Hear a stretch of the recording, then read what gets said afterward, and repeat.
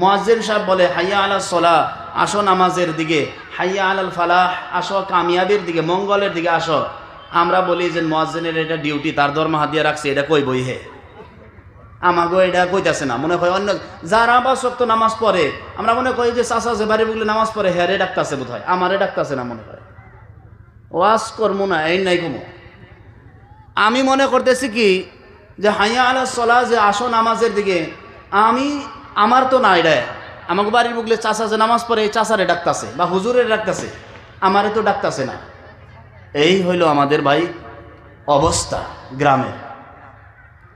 আল্লামা ইকবাল সাহেব রহমতুল্লাহ বলছেন, মসজিদ তো বানা দে শব্বর নে ईमान की हरारत वालों ने, मन अपना पुराना पापी था बरसों से नमाजी बन न सका।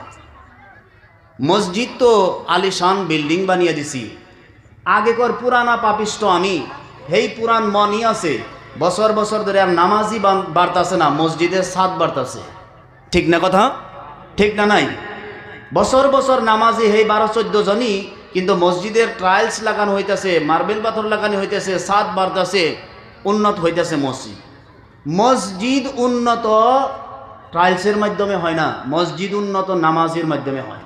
একটা ভাঙ্গা চূড়া মসজিদ যদি ভরে আজানের পরে নামাজি মুসল্লি দিয়া, এই মসজিদ দেয়া সবচাইতে বেশি উন্নত মসজিদ এটা। সম্মানীয় হাজিরিন, এই জন্য